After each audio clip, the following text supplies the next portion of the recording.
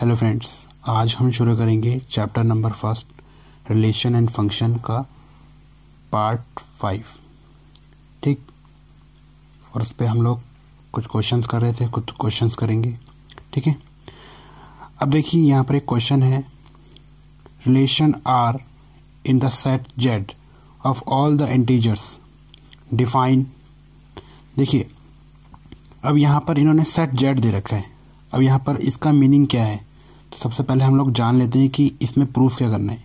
इसमें प्रूफ करना है कि ये एक इक्विवेलेंस सेट है या नहीं है, सॉरी इक्विवेलेंस रिलेशन है या नहीं है। इक्विवेलेंस रिलेशन ये हमें प्रूफ करना है। यानी ये क्वेश्चन दे रखा है और इसमें एक सेट जेड दिया हुआ है। ठीक है, ये जेड कुछ भी हो सकता है, यहाँ पर बोला गया इंटीजर्स हैं ये। ठीक है, तो मैं आपको कुछ नोट के तौर पे मैं लिखवा देता हूँ। देखिए अगर यहाँ पर n दिया जाता तो इसका मतलब होता है नेचुरल नंबर।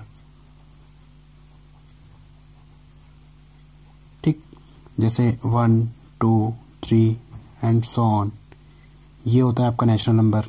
ठीक है, और w दिया जाता तो आप कह सकते हो ये होता है आपका होल नंबर।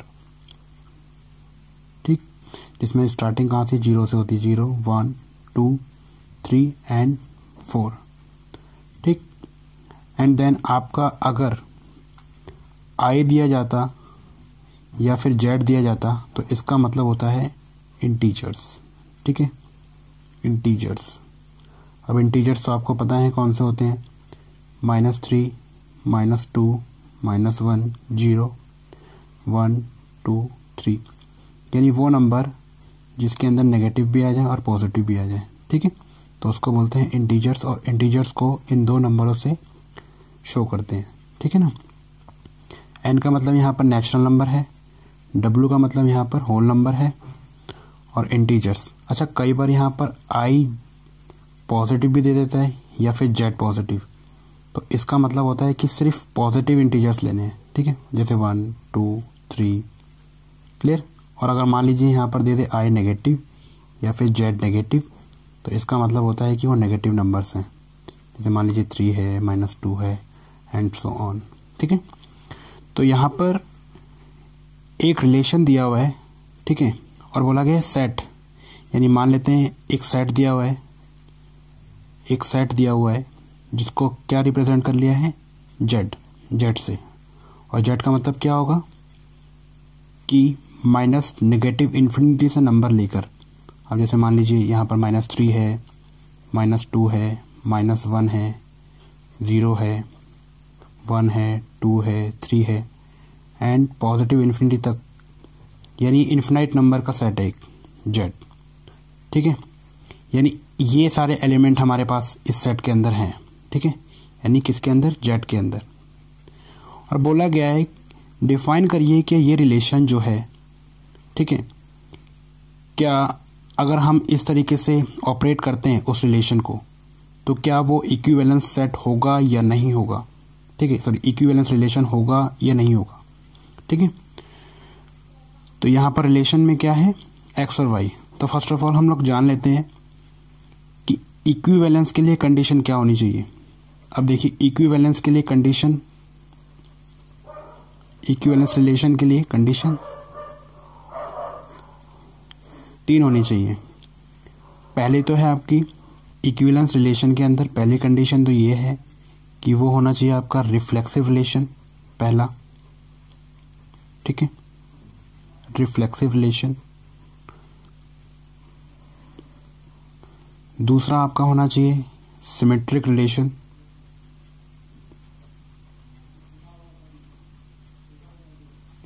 तीसरा आपका होना चाहिए आपका ट्रांजिटिव रिलेशन।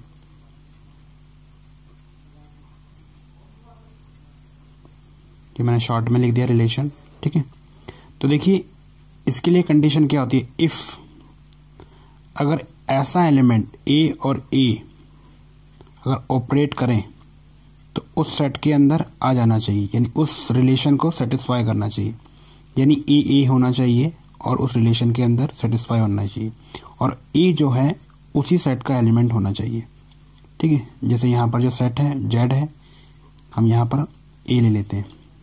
ये कंडीशन है, ये मैंने आपको प्रीवियस क्लासेस में बता दी थी। अब देखिए कहने का मतलब क्या है, ऑपरेशन लगाते हैं ये वाला हम लोग, ठीक। तो अगर मैं इसमें x और y, ठीक है, x और y अगर मैं ले लेता हूँ तो देखिए सबसे पहले यहाँ पर मुझे, अब देखिए यहाँ पर x और y, अब सपोज कीजिए मैं यहाँ पर इन्हीं सेट में से कोई सा नंबर भी ले सकता हूँ, ठीक है। अब इस सेट में से मैंने मान लीजिए 1 ले लिया, ठीक है, x के अंदर। अब सपोज कीजिए मैंने x के अंदर क्या लिया, 1 लिया, ठीक है, और उसको मैंने माइनस किया किससे, अब यहाँ पर, अब कहने का मतलब क्या है कि ये कंडीशन क्या है, ये कंडीशन ये है कि अगर मान लीजिए मैंने x में 1 लिया, y में कोई भी नंबर लिया, तो जो भी नंबर मिलेगा मुझे वो एक इंटीजर से मिलेगा, ठीक है, ठीक है। इसी सेट में से, अगर इसी सेट में से मैं कोई भी नंबर लेता हूँ और माइनस करता हूँ तो मुझे नंबर ही मिलेगा, यानी इंटीजर से मिलेगा। अब जैसे कहने का मतलब क्या है, जैसे मान लीजिए मैंने क्या लिया, मैंने 1 ले लिया x को, फिर माइनस y को मैंने ले लिया 0 सपोज कीजिए, तो क्या आया, 1 आ गया। अब 1 क्या एक इंटीजर सी तो है, ठीक है। ये तो सेट हो गया कि यहाँ पर इंटीजर सी आएगा। अब कंडीशन क्या कही गई है, कंडीशन यही कही गई है कि अगर मान लीजिए सपोज कीजिए जो y है आपका, यहाँ पर वैल्यू सेम आ जाए, जैसे x हो, ठीक है। अगर मान लीजिए मैं x में से x को ही सब्ट्रैक्ट कर दूं, यानी जो वैल्यू ली है उसी वैल्यू को सब्ट्रैक्ट कर दूं, तो क्या वो इस सेट के अंदर होगा। अब देखिए मैंने 1 लिया, x को भी मैंने 1 ले लिया, तो क्या आ गया, मेरा इंटीजर्स आ गया। कहने का मतलब क्या है, 1 लिया मैंने तो x को भी 1 लूँगा मैं, तो यहाँ 0 आ गया, और 0 क्या है, एक इंटीजर्स है। तो मैं ये कह सकता हूँ कि ये जो रिफ्लेक्सिव रिलेशन है ये सेट हो रहा है, यानी सेटिस्फाई हो रहा है, यहाँ पर आप ये कह सकते हो, ठीक है। यानी आप ये कह सकते हो यहाँ पर x, ठीक है, ये जो नंबर है वो इस जेड के अंदर आता है, ठीक है, इट इज सेटिस्फाई। यहाँ पर कुछ अपनी तरफ से एग्जाम्पल दे सकते हो जो समझाने के लिए, ठीक है। ये तो देखिए मैंने बेसिक स्ट्रक्चर है समझाने के लिए बताया था, ठीक। ये तो ये चीज समझ में आई कि x। दूसरा क्या है यहाँ पर, इफ ए बी बिलोंग करता है आर में, तो क्या बी ए भी बिलोंग करता होगा उस सेटिस्फाई के लिए। अब कहने का मतलब क्या है, जो वैल्यू मैंने ली, अब ये सपोज कीजिए मैंने ए की जगह 1 ले लिया, ठीक है, बी की जगह 2 ले लिया। अब यहाँ पर ये ए बी और कुछ नहीं है, x और y है, ठीक है। अब देखिए अगर मैं इस कंडीशन को इस तरीके से अप्लाई कर दूं, अब देखिए कहने का मतलब क्या है, x और y, अगर मैं 1 ले लेता हूँ, यहाँ 2 ले लेता हूँ, तो -1 आ गया, तो ये भी इंटीजर्स में आ रहा है, यानी 1 2 ये बिलोंग करता है आर में, ठीक है। और इसका रिवर्स अगर मैं ले लूँ, ठीक है, इसका रिवर्स अगर मैं ले लूँ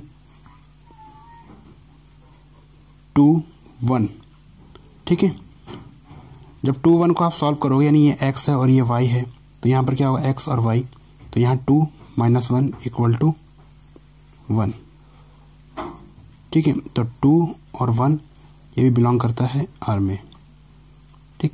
अब हम सॉल्व करेंगे ट्रांजिटिव, ठीक है।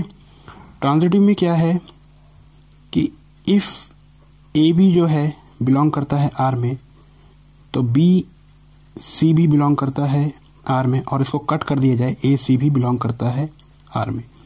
अब कहने का मतलब क्या है, देखिए कहने का मतलब बहुत सिंपल है कि अगर मान लीजिए मैं ए को 1 ले लेता हूँ और बी को 2 ले लेता हूँ और सी को 3 ले लेता हूँ, और ये नंबर मैंने कहाँ से लिए, इसी सेट में से, ठीक है। अब सपोज कीजिए 1 और 2 ये मेरे सेट में आते हैं, ठीक है। क्यों आते हैं, क्योंकि अगर मैं ये मान लीजिए x है और ये y है, और मान लीजिए x और y इसके अकॉर्डिंग अगर हम चलें, तो यहाँ पर मैंने रख लिया, तो यहाँ पर x की जगह 1 रखूँगा मैं, माइनस वाई की जगह मैं क्या लिखूंगा, 2 लिखूंगा, तो क्या आ गया मेरे पास, ये आ गया मेरे पास -1।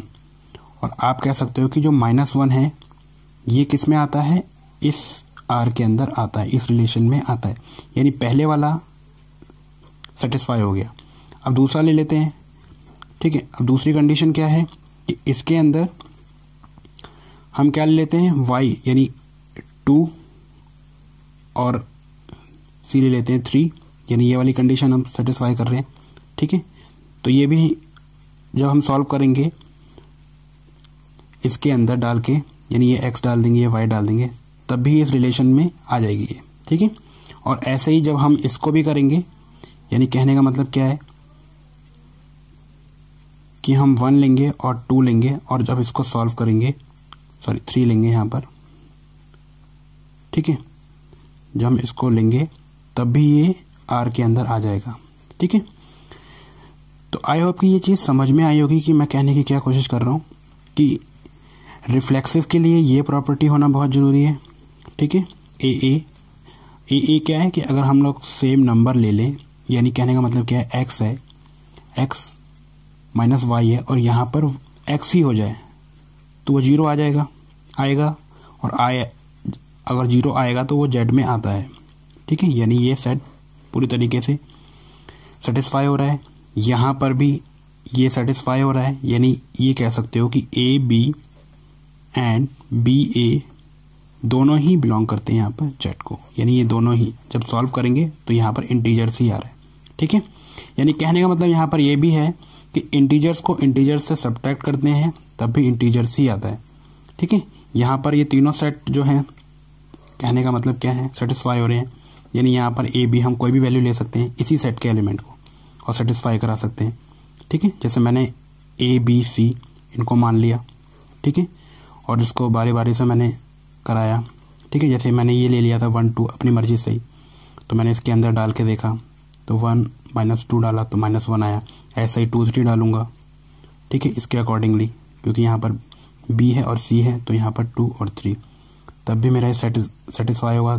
क्यों? क्योंकि ये किसके अंदर आएगा, z के अंदर आएगा। ये तीनों ही सेट किसके अंदर आ रहे हैं, z, और z क्या है, इंटीजर्स, ठीक है, इंटीजर्स। तो आप ये कह सकते हो कि रिफ्लेक्सिव, सिमेट्रिक, ट्रांजिटिव तीनों ही सेटिस्फाई हो गए, तो हम ये कह सकते हैं इट इज इक्विवेलेंस रिलेशन, ठीक। एक क्वेश्चन और ले लेते हैं। अब देखिए इस क्वेश्चन को मैं ओरली आपको थोड़ा समझाने की कोशिश करूंगा, ये एक्स्ट्रा है क्वेश्चन।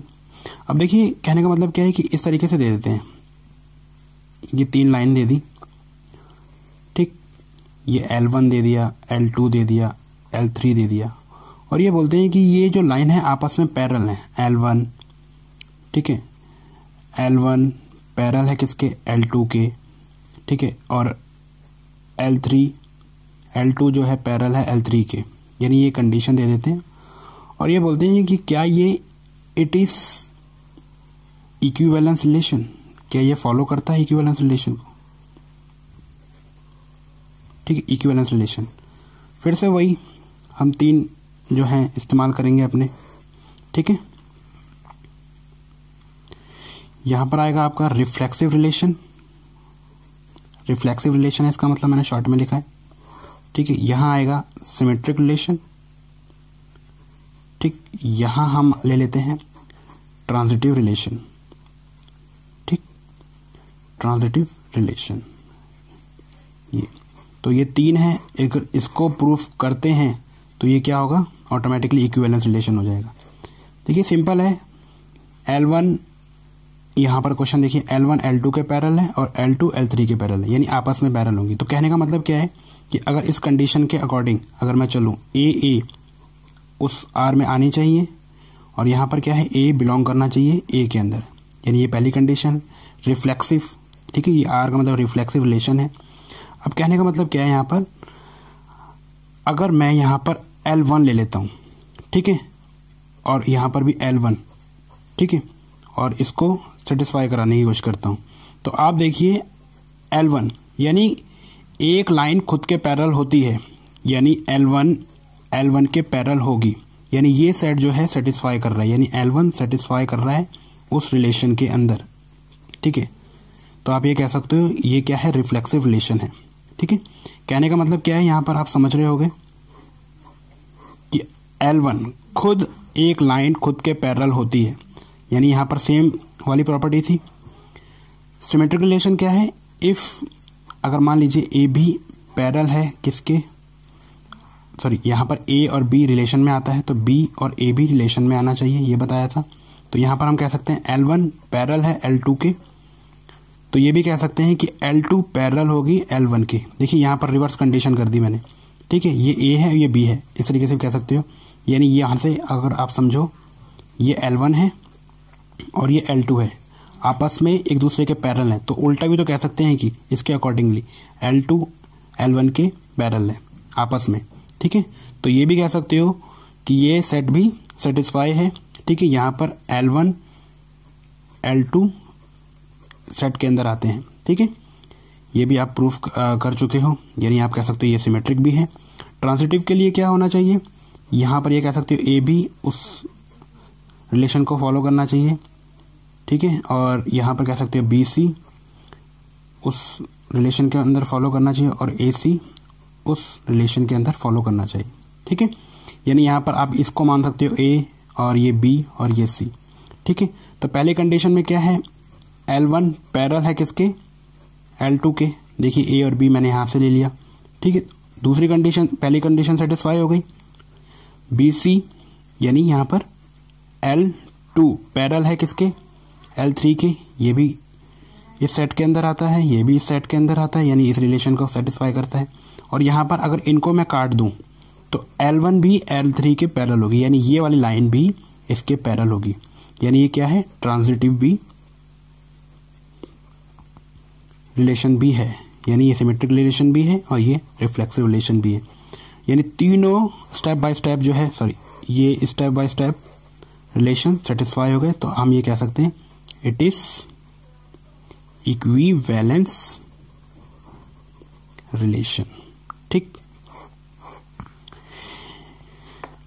ठीक है, आई होप कि ये चीजें समझ में आई होंगी। ठीक है, इसी के साथ ये रिलेशन का कॉन्सेप्ट यहीं खत्म करते हैं। नेक्स्ट क्लास में हम देखेंगे फंक्शन।